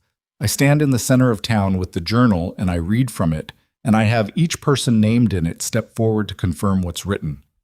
Judge, he paused, and the weight of what he was about to say sat in him for a second before he let it out. I need you there in an official capacity, visible. If he can't contain it quietly, he needs to see immediately that the legal structure is already present. Hale looked at him for a long time. Long enough that Elias wondered, briefly, whether he'd miscalculated something, whether the judge was going to tell him that what he was describing was irregular, which it was, or impractical, or overly theatrical. Do you know what he'll do when he realizes what's happening? Hale asked. He'll try to stop it, Elias said. He'll make some kind of move, publicly. He paused. That's actually useful to us. A man demonstrating obstruction in front of a circuit judge and 36 witnesses makes a cleaner case than paper alone. Hale was quiet for another moment. Then, for the first time since he'd arrived, something moved in his face that was not quite a smile, but was adjacent to one. You said you've been building this alone, Hale said. How many people are going to step into that street with you tomorrow? Elias thought about it honestly. I don't know exactly, he said. I know who I've asked. I don't know who'll come until they come. And if they don't? Then I stand there by myself with the journal, Elias said, and we see what that's worth. Hale looked at him steadily. Then he nodded once, the kind of nod that means the decision has been made and there's nothing more to discuss about it. My recorder and I will be across the street. You'll know where to find me when you need me. He stood up.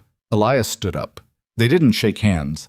There was something about the gravity of what they'd just agreed to that made the handshake feel insufficient, and they both seemed to sense it, and they let the moment be what it was without adding ceremony to it. Gibbs closed his notebook. They slept in Elias's barn. Hale had refused the offer of the bed with a quiet wave, saying he'd slept in worse places and the barn would do fine. Elias went back inside and stood in his kitchen for a while, not hungry, not tired, just present in his own house in a way that felt different from how he'd been present in it for a long time. He got a piece of paper and wrote 2 notes. The first to Vivian. Tomorrow morning, early. Bring your father. The second to Clara Dean, delivered by a boy he trusted to be discreet, with a $1 coin for his trouble. Wednesday. Main Street. Sunrise. Tell Tom Lester if you see him. He sent both notes and went to bed and lay there thinking about nothing in particular, which was either composure or the mind's way of protecting itself from a thing too big to think about directly. Morning came the way it always did on the plains.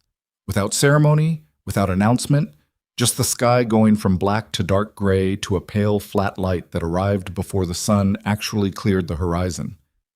Elias was up before any of it. He put water on to boil and sat at the table and opened the journal one more time, not to read it, but to sit with it. The way you sit with something before carrying it into a situation where everything might go wrong. He could hear Hale moving in the barn. The judge was an early riser, apparently. At 6:30, Elias put on his coat, tucked the journal under his arm, and walked outside into the cold morning air. The sky was the color of pale pewter. His breath made small clouds. From the barn, Hale's horse made a sound, and Hale himself appeared in the doorway, already dressed, his gray beard neat, his hat straight. The two men looked at each other across the cold yard. "Ready?" Hale asked. Elias thought about Tom Lester picking at a splinter. Clara's careful letter, Pete Alderman saying whatever you need, Will Sayers riding south in the dark, Augustus Mercer sitting at this same table with his hat in his hands, Vivian with her hands around a chipped coffee cup, saying, "I came to you because you're the right one." "Yes," Elias said. They saddled their horses and rode toward Red Hollow in the early gray morning, side by side, the frozen grass crunching under the horses' hooves, the town appearing on the flat horizon the way it always did, small at first, a dark shape against the pale sky, then gradually resolving into buildings and light and the smoke from morning fires. Elias rode with the journal tucked under his arm and kept his eyes on the road ahead, and did not allow himself to think about anything that hadn't already been thought through. There was a kind of discipline in that, the discipline of a man who has done all the preparation that can be done and now has to trust it. The road was straight and the morning was cold, and Red Hollow was getting closer with every step the horses took, and whatever was going to happen next was going to happen whether Elias was ready or not. He had decided a long time ago that he was going to be ready. Red Hollow's main street on a Wednesday morning was never exactly quiet, but it had a particular rhythm to it.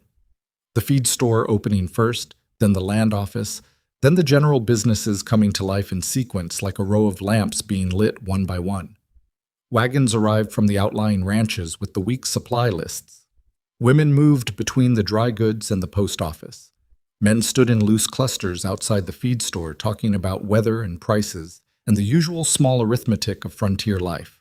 Elias rode in just after 7 and tied his horse at the rail in front of the hardware store, which was near the center of town and gave him a clear line of sight in both directions.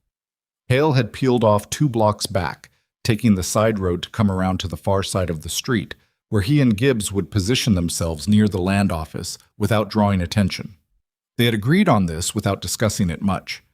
The judge understood instinctively that arriving together would read wrong, would collapse the separation between the legal authority and the man invoking it in a way that could be used against them later. Elias stood on the boardwalk with the journal under his arm and looked at the street. It was on the surface an ordinary Wednesday morning in a small frontier town.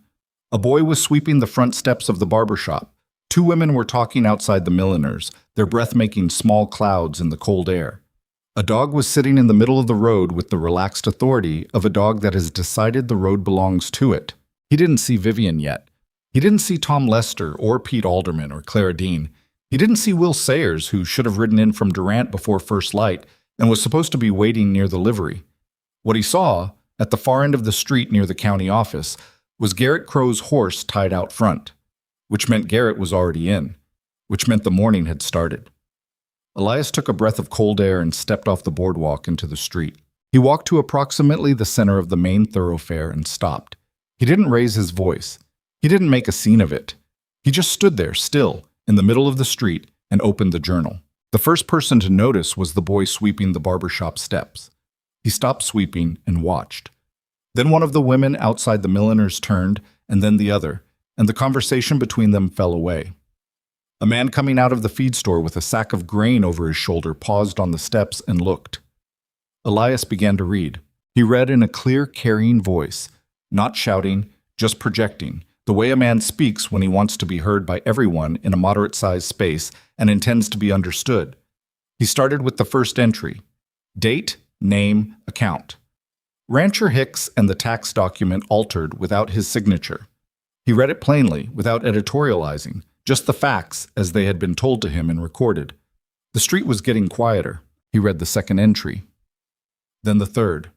The accounts accumulated, names that the people of Red Hollow recognized, situations they had heard vague references to, things they had suspected or half known or told themselves weren't their business.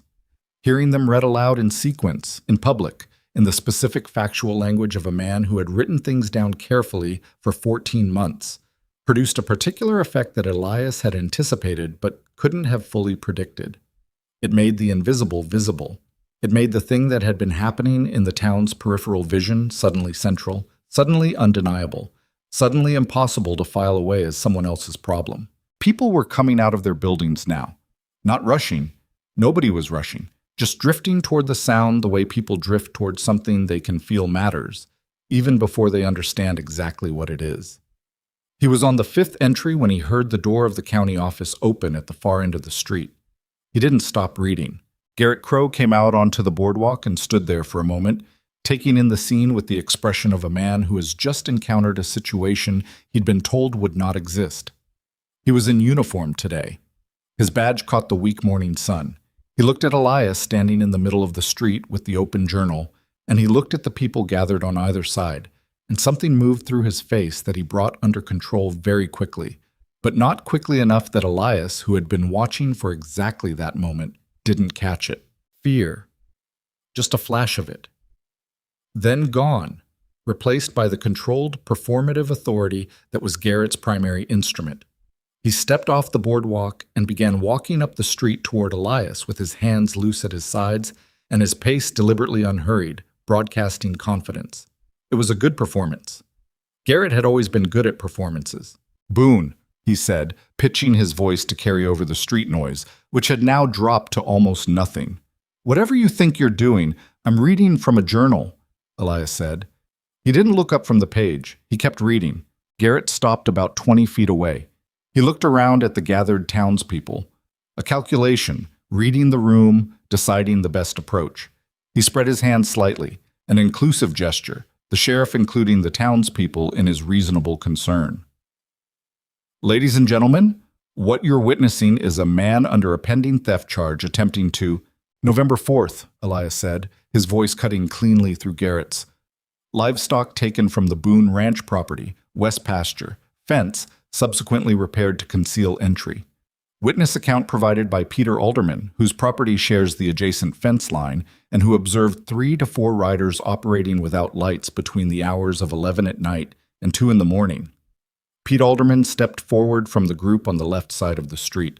He wasn't a dramatic man. He didn't say anything.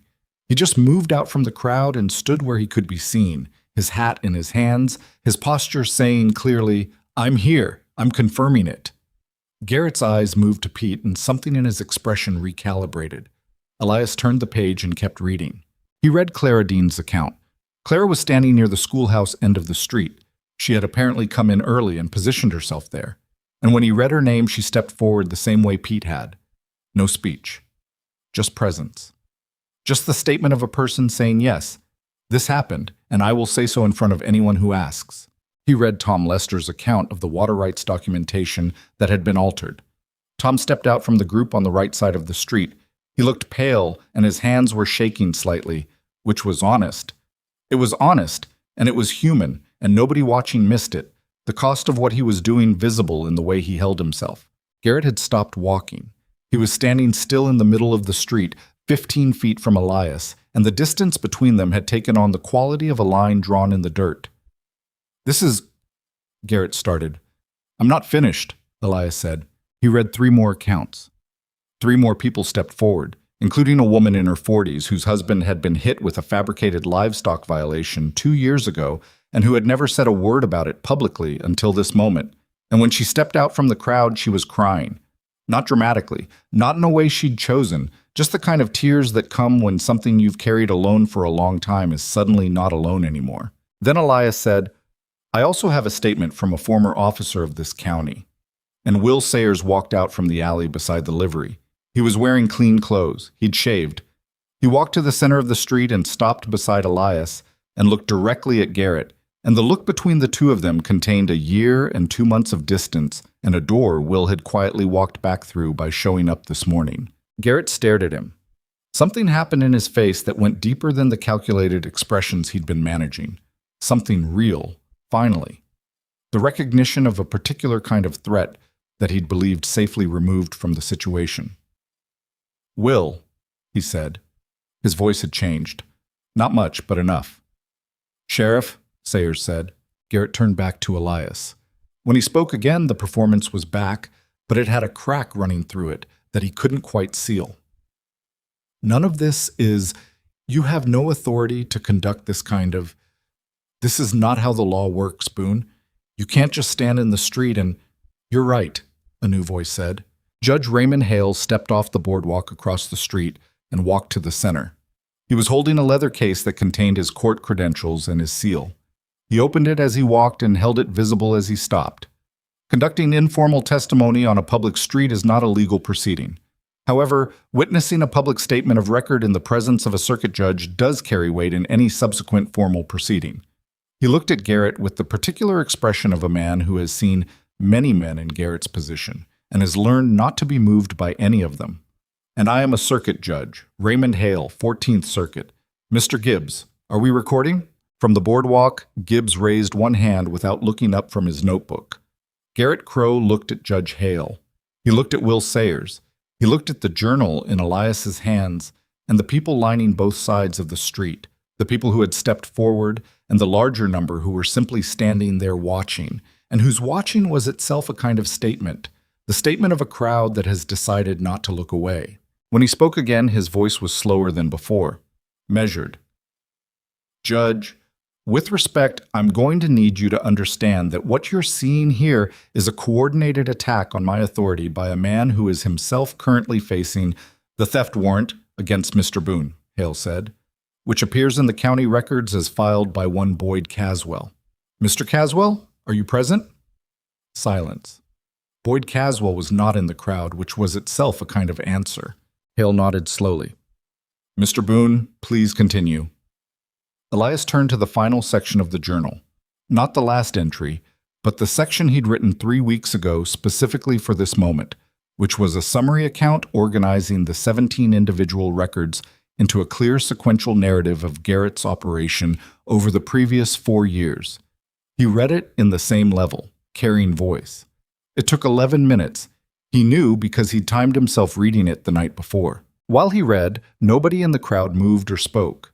He was aware of the quality of that silence, not the silence of people waiting for something to happen, but the silence of people listening to something that was already happening, to which the appropriate response was to be still and hear all of it. Garrett made one more attempt. He took 3 steps toward Elias and said, in a low voice pitched more for Elias than for the crowd, "You stop now and this goes away. The warrant, all of it. I walked back to my office and this morning never happened." Elias looked at him over the journal. For the first time since he'd started reading, he paused. He looked at Garrett Crow, at the badge, at the hands that were not quite steady anymore, at the face of a man who had operated for years on the correct understanding that most people will choose not to fight because fighting costs too much, and who was now discovering that occasionally someone had spent their time differently and arrived at the fight with more than he'd expected. "You took 10 of my cattle," Elias said quietly. "You filed a false warrant with my name on it. You've been bleeding this town for 4 years. He closed the journal and held it at his side. "No, Garrett, it doesn't go away." He turned to Judge Hale. "I believe I'm finished," he said. Hale looked at Garrett. "Sheriff Crow, I'm initiating a formal review of the accounts presented this morning under my circuit authority. You are hereby requested to surrender your badge pending that review." He said it with the absolute impersonal calm of a man delivering a fact, not an opinion. "Deputy Holt, if you're present." Holt had been standing at the edge of the crowd for the past several minutes. He stepped forward. His face was complicated. A young man sorting through something difficult in real time.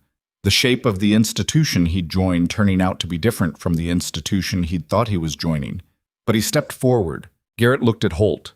He looked at the crowd. He looked at the judge and the recorder and Will Sayers and the open journal and the people who had stepped out of the crowd to stand in the street. He unpinned the badge himself, which was somehow more revealing than if Holt had taken it. The last performance. The maintenance of dignity in the form of controlling the manner of his own surrender. He set it in Holt's hand without speaking. Then he walked back toward the county office, and the crowd separated to let him through. And nobody said anything while he walked.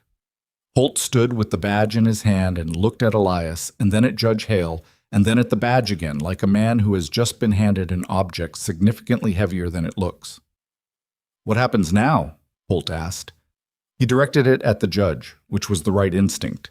"Now," Hale said, "we do this properly. I'll need the use of the county building for the next several days. I'll need all records made available for review, and I'll need statements formally recorded from each individual who came forward this morning." He looked at Gibbs. "We'll start this afternoon." Gibbs nodded and kept writing. The crowd didn't disperse immediately. That was the thing Elias noticed, standing in the middle of the street with the journal at his side, and the cold morning air around him, and the weak November sun now fully above the horizon. People didn't turn and go back to their businesses the way crowds usually did when the event was over. They stood there, some of them talking to each other, some of them quietly, some not talking at all. Tom Lester came and stood next to Elias without saying anything for a moment. His hands had stopped shaking. "I didn't know if I'd do it," Tom said finally. "When the moment came, I really didn't know." "You did it," Elias said. "Yeah." Tom looked down the street toward the county office, where Garrett had disappeared. "What's going to happen to him?" "That's up to the judge now." Tom nodded slowly. "Good," he said. And then after a pause, "I mean that seriously, that it's up to somebody who's supposed to decide it, that there's somebody like that."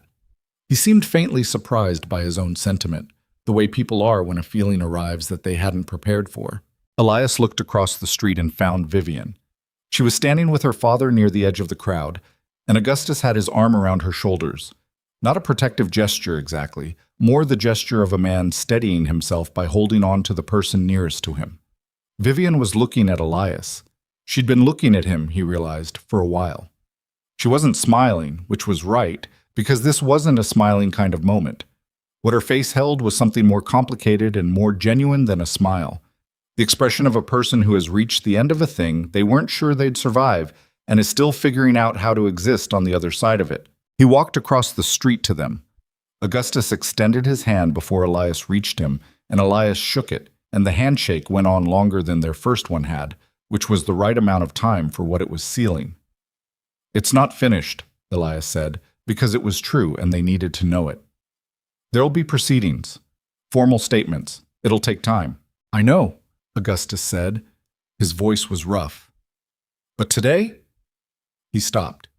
He put his free hand briefly over his eyes, which was the gesture of a man controlling something he had not planned to feel in public, and then his hand came down and he was looking straight at Elias. "Today was a beginning." "Yes," Elias said. "It was." He looked at Vivian. She looked at him. Between them was a silence that was not uncomfortable, that held what it held without needing to be filled. Two people who had made a practical agreement that had turned into something neither of them had negotiated for, and neither of them was quite ready to name. "You all right?" he asked. She considered this with the same honesty she brought to everything. "Ask me again in a week," she said. He almost smiled at that. "Fair enough." Clara Dean appeared at his elbow. "The judge's recorder wants statements this afternoon." "What time?" 2:00, Elias said. "Tell anyone who stepped forward. 2:00 at the county building." She nodded and went. Will Sayers appeared, and they shook hands without a lot of words because neither of them were men who used a lot of words when the situation had already said most of what needed to be said. Pete Alderman waved from across the street and Elias waved back. He stood there for a while in the winter morning, on the main street of Red Hollow, with the journal under his arm and the cold working its way through his coat and the town going slowly back to motion around him. Not the same motion as before, but motion nonetheless, the particular forward movement of a place that has just exhaled something it had been holding too long. He was tired. That was the honest thing. He was genuinely bone-deep tired in the way you get tired when you have been braced for a long time and have finally let yourself unclench. His left knee was throbbing. He needed coffee. He had not eaten since the previous evening, and his stomach was starting to make its opinion known about that. He was also aware, standing there in the weak November sun, that nothing about what had just happened was clean or finished or simple. Garrett would be charged, but charges took time. Records would be reviewed, but reviews took time. Boyd Caswell would have to be spoken to. The false warrant against Elias would have to be formally dismissed. Holt would have to navigate what remained of the county law office without the man who had been running it. All of that was ahead, and all of it was going to be tedious and procedural, and would require him to be patient in the specific way that paperwork requires patience, which was different from the patience of fence work, and far less satisfying. But the journal was public now. The accounts were on record.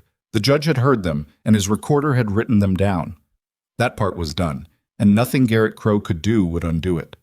Elias tucked the journal more firmly under his arm and started walking toward his horse. He had cattle to count.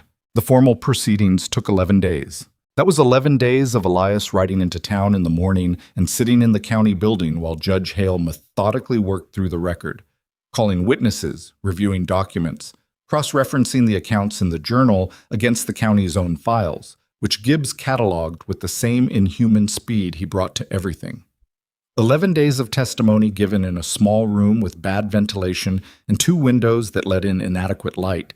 Each person who had stepped forward on that Wednesday morning now required to say the same things again in the formal language of a legal proceeding, which was slower and more uncomfortable than saying them in the street had been, but which was also the thing that made them permanent. Garrett had retained a lawyer from the county seat, a man named Dodd, who wore expensive clothes and had the practiced manner of someone accustomed to making complicated things disappear. Dodd was good at his job. He found inconsistencies in the timeline of 2 accounts and exploited them with professional efficiency, and for 2 days of the proceedings, those inconsistencies cast enough shadow over the record that Elias sat in the back of the room and felt the cold, specific anxiety of a man watching something he built being tested for structural weakness. But Will Sayers' testimony was not inconsistent. Augustus Mercer's ledger was not inconsistent. And the shell account documents that Hale had subpoenaed from the county bank, records that Garrett's lawyer had apparently not anticipated Hale moving on so quickly, were precise and damning and left Dodd with very little to work with in the room's inadequate light. On the 8th day, Dodd stopped trying to find inconsistencies and started trying to negotiate terms, which was the moment Elias understood that the structural weakness he'd been worried about wasn't there. Garrett Crowe was formally charged on the 11th day. Extortion, abuse of official authority, falsification of county records, and conspiracy to commit theft. The last charge directly addressing Elias's 10 missing steers, for which Boyd Caswell had, under the weight of the proceedings, provided a statement that confirmed what Pete Alderman had seen from his porch. Caswell had not volunteered the information. He'd been asked directly, in a formal setting, with the judge's authority in the room, and the calculations that had led him to sign a false warrant in October turned out to be different calculations from the ones that applied here. He was pale when he gave the statement, and he didn't look at Elias when he left the room, which Elias understood and didn't hold against him. Caswell was a man who had been squeezed by the same machine as everyone else. He'd made a worse choice under that pressure than most, but the pressure was real. Garrett was remanded to the county seat pending trial. The morning they took him, a gray Thursday, the kind of day that had no weather to speak of, just cold and flat and still. Elias was standing outside the county building when the wagon came through. Garrett was in the back, hands bound in front of him, sitting straight because even now he couldn't stop performing. He saw Elias on the boardwalk as the wagon passed. They looked at each other. Garrett didn't say anything. Neither did Elias. There was nothing left to say that hadn't already been said in the public record, in 11 days of formal proceedings, in a journal that was now evidence. The wagon moved on down the street and turned north toward the county seat road, and Elias watched it until it was out of sight, and then he went inside and got his coat and rode home. The false theft warrant against Elias was formally dismissed on the same day Garrett was charged. Hale signed the dismissal himself and had Gibbs deliver a copy to Elias at the ranch, which was a courtesy that Elias recognized as such and appreciated without making a production of it. He put the dismissal in the box under his bed where the journal had lived for 14 months, and then he stood there for a moment looking at the box. And then he put the box up on the shelf where he could see it from the table, because it felt wrong to keep it hidden now that hiding things was over. Deputy Holt was appointed acting sheriff pending the county's selection of a permanent replacement. He came to Elias 2 days after Garrett left and stood in the yard with his hat in his hands. Everyone, Elias had noticed, came to him with their hat in their hands these days, which was not something he'd asked for and wasn't entirely comfortable with, and asked if Elias had any recommendations for how to handle the transition period. Elias thought about it honestly. "Talk to people," he said. "Not about law, just talk to them." Most of what went wrong here started because the badge stopped being something people trusted and started being something they feared. The way back from that is slow. He paused. "And if something doesn't feel right, write it down. Date it. Keep it somewhere." Holt looked at him for a moment. "Like you did." "Like I did." Holt nodded slowly. He put his hat back on. "I heard you're getting married." That's the plan. Congratulations. He said it simply, without ceremony, which was the right way to say it. Then he got back on his horse and rode toward town. Elias watched him go and thought that Holt might turn out to be all right. Not perfect. Nobody was perfect at 26 or at any age for that matter, but all right. Trying, at least, which was more than the previous administration had managed.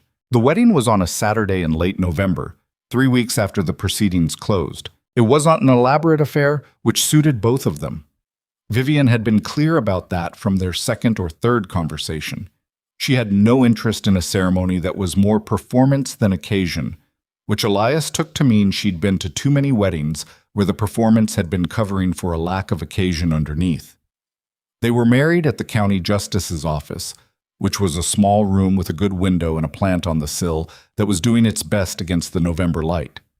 Judge Hale had offered to perform the ceremony himself, which was an unexpected kindness, and Elias had said yes before thinking too much about it. The people who came were the people who had mattered through all of it. Clara Dean, in a green dress she'd clearly saved for occasions. Tom Lester and his wife, who cried, which Tom appeared both touched and slightly embarrassed by. Pete Alderman, who had cleaned up considerably and was still chewing on something. Will Sayers, who had driven down from Durant and would stay 2 days and then go back to his quiet plot with his chickens and his garden and the new, lighter way of carrying himself that had settled in since November. Augustus Mercer, who stood beside his daughter and managed to hold himself together until the moment Judge Hale asked if anyone present wished to affirm their support of this marriage, at which point Augustus said, "I do," in a voice that was not quite steady, and nobody in the room pretended not to notice. The ceremony was short. It was supposed to be short. Hale was efficient about it, the way he was efficient about everything, but there was a warmth in him that Elias hadn't fully seen during the proceedings.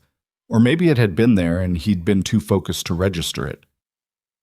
When Hale pronounced them married and looked at the two of them with that quiet expression that sat somewhere between judicial and human, Elias thought that this was a man who had spent his career seeing the worst of what people did to each other and had somehow not let it make him mean about the rest of it. Vivian signed the register first, in her precise merchant's hand. Then Elias signed below her, in his less precise rancher's hand. And when he set down the pen and looked at his own signature next to hers on the page, he felt something that he couldn't have adequately named and didn't try to. They had supper at the Mercer house afterward, the good dining room, the table pulled out to its full length to accommodate everyone. A meal that Augustus had been quietly organizing for a week, and which was somewhat better than the occasion strictly required, which was exactly right. People ate and talked, and the conversation moved around the table in the way it moves when the people at the table have been through something real together, when the shared experience gives the ordinary small talk a quality of ease that you can't manufacture artificially. At one point, when the supper was winding down and people were pushing back from the table and the conversations had broken into smaller ones, Vivian leaned close to Elias and said quietly, "You doing all right?" He thought about it. "I keep waiting to feel like I know what comes next," he said. She looked at him. "And?" "Still waiting." She was quiet for a moment, and then she did something he hadn't quite seen her do before. She laughed.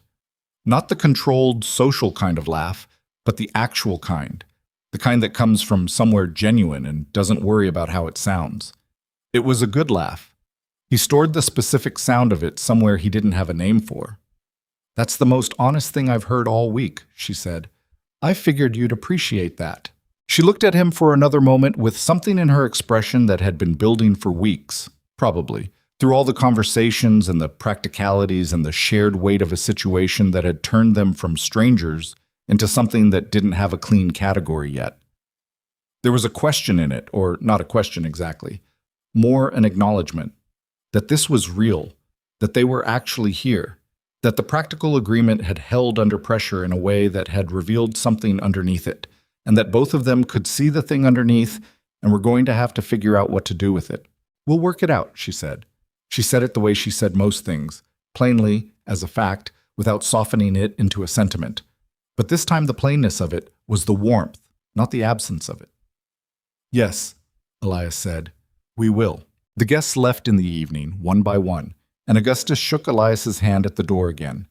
They had shaken hands many times now, and each handshake had held something slightly different from the one before, And this one held something that Elias recognized as a rival, as the particular gravity of a man acknowledging that things had in fact turned out, which was not something Augustus had permitted himself to believe for quite some time.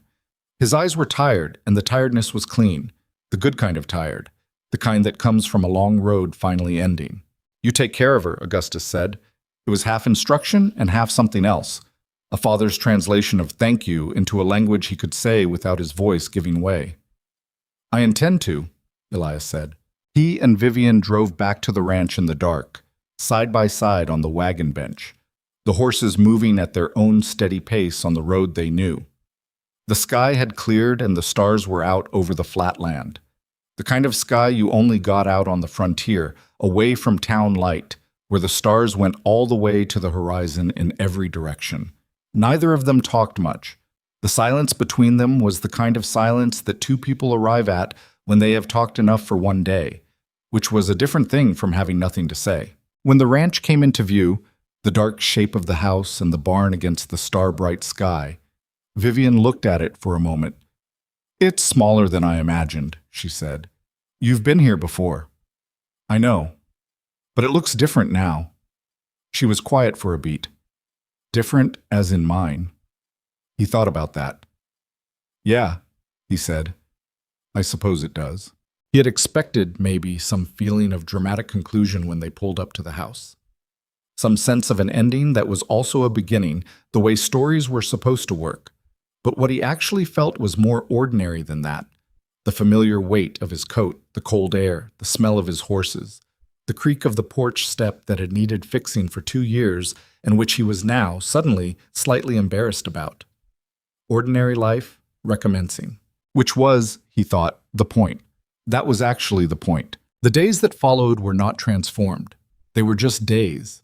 Good ones, mostly, with the particular texture of days spent learning how to share a space with another person after a long time of not doing that. There were adjustments.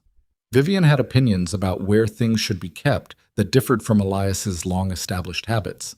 He had a way of letting dishes sit that she found unreasonable. She worked in the evenings at a small desk she'd brought from her father's house, going through store accounts, and the lamplight from the desk filled the corner of the room in a way he hadn't expected to find as comforting as he did. They had arguments. Small ones, but real ones. The kind of friction that comes from two people with fully formed habits trying to occupy the same life. Once, about 3 weeks in, a disagreement about a fence contract that Elias had made without consulting her escalated into something that surprised both of them with how much heat it generated. They said sharper things than they'd intended, and then they were both quiet for a while, and then Vivian said, "I'm not actually angry about the fence." "I know," Elias said. "I just—" She stopped, started again. "I've been managing things alone for a long time. My father's business, the situation with Garrett, all of it.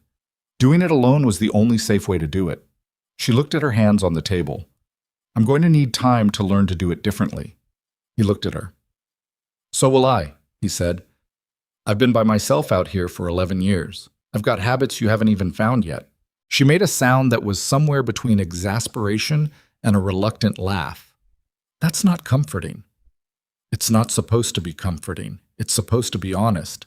She looked at him for a moment, and he looked back at her. And they were two people who had chosen each other under pressure and were now discovering what that choice meant in ordinary time, which was different from crisis time, which had its own challenges that crisis didn't prepare you for. But the looking at each other had something in it that neither of them broke away from quickly, which was also something. They figured it out. Not all at once, not cleanly, but steadily.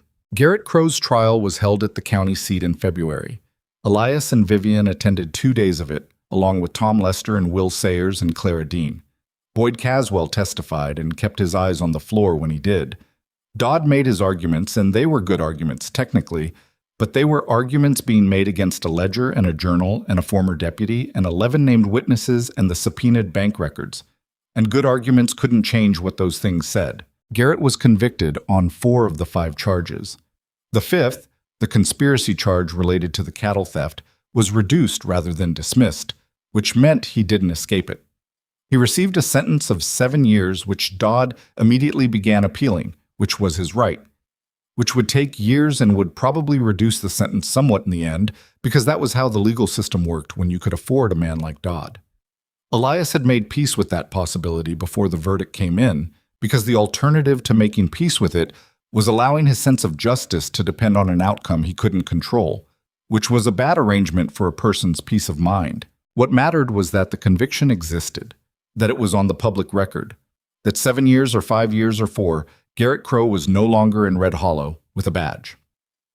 On the drive back from the county seat, with the February landscape flat and brown around them and the wagon horses moving at their patient pace, Will Sayers rode alongside for a stretch. He was heading back to Durant from there.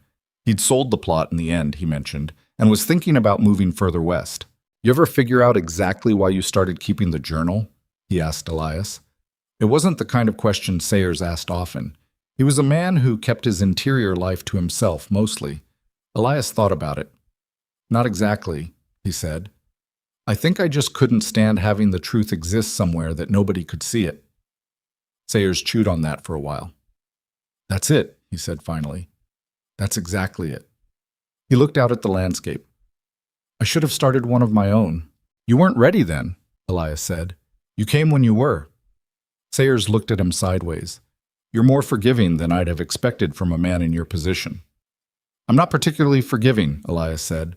"I just think being angry at a man for being afraid when fear was the reasonable response is a waste of time." Sayers was quiet for a moment. "You know what the difference was between you and everybody else who saw what was happening and didn't do anything?" Elias waited. "You didn't wait for someone else to go first," Sayers said. "You just started, even when you didn't know what you were starting." He paused. "Most people spend their whole lives waiting for someone else to go first." Elias didn't say anything. He thought about the first entry in the journal, a conversation over a fence post about a tax document written down in the evening because it seemed like the kind of thing that should be written down. No plan, no certainty about where it would lead, just the decision to keep a record of what was true, on the theory that truth written down was harder to lose than truth that existed only in the air. It hadn't felt like courage at the time. It had felt like a practical response to a situation that annoyed him, which was maybe how most courage actually felt from the inside. Less like something noble and more like stubbornness in service of something you couldn't stop caring about. Sayers peeled off north at the junction and lifted his hand in a wave without looking back. And Elias watched him go and thought that a man who could admit what Will Sayers had just admitted about himself was a man who would be all right wherever he ended up. Spring came to the ranch the way it always did, slow and muddy, and then suddenly, almost overnight, green. The pastures that had been brown and frozen through February and March turned over in April with the particular urgency of land that had been holding something in reserve. The cattle moved differently in spring, restless and purposeful, and Elias spent the first warm weeks doing the work he always did, fence checking, calving, the physical inventory of a working ranch reclaiming itself from winter. Vivian had taken over the household accounts and the correspondence with the supply contractors who served both the ranch and her father's store, and the efficiency with which she organized things that Elias had been managing imprecisely for years was impressive and occasionally humbling. She also, that spring, started coming out to the pastures in the evening sometimes, just to walk. And one evening in April she found him replacing a section of the south fence, the same south fence, always the south fence, and sat on the top rail and watched him work. "You're going to keep doing that until it's right," she said. "That's generally the approach, yes." "Has it ever been right?" He thought about it. There's always something. She looked out over the pasture. The sun was going down behind the hills and the light was the good evening kind, warm and low, making everything look more considered than it actually was. He watched her watching it and thought about how 11 months ago she had ridden up his drive on a gray October morning and he had been crouched behind this same barn with a pair of pliers 2 sizes too small for the job, and his life had looked like nothing was about to change. "Elias," she said. "Yeah, I'm glad I came here." She said it simply, without build-up, the way she said things that she meant. That morning, "I almost didn't." He set down his pliers. He turned and looked at her sitting on the fence rail with the evening light behind her. "What stopped you from not?" She thought about it. "I couldn't figure out what the alternative was. Every option I ran through ended the same way, My father losing everything and me having done nothing to stop it. She looked at him. But also, I think I'd watched you for a long time. Years, probably, without knowing I was watching you. The kind of watching you do when you trust something about a person but don't have a word for what it is yet. He held her gaze. And now? Now I have a word for it. She didn't supply the word, which was fine. He didn't need it supplied. He understood what she meant the way you understand the things that matter most. Not through explanation, but through the accumulated weight of time spent close to something, learning its shape from the inside. He picked up his pliers and went back to the fence. She sat on the rail and watched the light change over the pasture, and neither of them needed to fill the evening with anything more than what it already contained. The ranch was not a changed place exactly. It was the same 600 acres of imperfect land that it had always been, with the same creaking porch step and the same south fence that always needed something, and the same cattle that had opinions about where they wanted to be that didn't always align with where he needed them. The house still had one window that let in pale light, and not much of it, and the table still had one leg shimmed up with a folded piece of leather, and the calendar on the wall was months behind because neither of them had gotten around to replacing it. But there were 2 coffee cups on the shelf now, instead of 1. There was lamplight from a desk in the corner of the evenings. There was the sound of another person moving through the house in the morning, the small, ordinary sounds of shared life that a person doesn't know they're missing until they're there. The journal still lived in the box on the shelf, next to the dismissal notice. Elias didn't read it often. It was a record of something finished, and finished things deserved to be left to rest. But sometimes in the evenings, when Vivian was at her desk and the lamp was burning and the ranch was quiet around them in the particular way that planes quiet in the dark, he'd look at the box and think about that first entry and the rainy October morning it had preceded and the long chain of small decisions that had led from one to the other. He didn't think of himself as someone who had done something extraordinary. He thought of himself as someone who had gotten annoyed at something that was wrong and had responded to it in the only way that made sense to him, carefully, patiently, with documentation. The fact that it had worked was partly planning and partly other people's courage and partly the timing of Raymond Hale's letter arriving when it did, and partly the kind of dumb luck that doesn't announce itself as luck until it's already happened. What he knew, sitting in his kitchen in the lamplight with the sound of his wife working in the corner and the journal on the shelf and the spring wind moving through the grass outside, was something simpler than any of that. He knew that the truth, kept carefully and long enough, had a weight to it that manufactured things didn't, that it accumulated, that it waited, and that sometimes, if you were patient and you didn't flinch, and you showed up on a cold November morning and stood in the middle of the street and opened the book, it was enough. He reached across the table and refilled his coffee, and the ranch settled around him in the dark, and the night went on.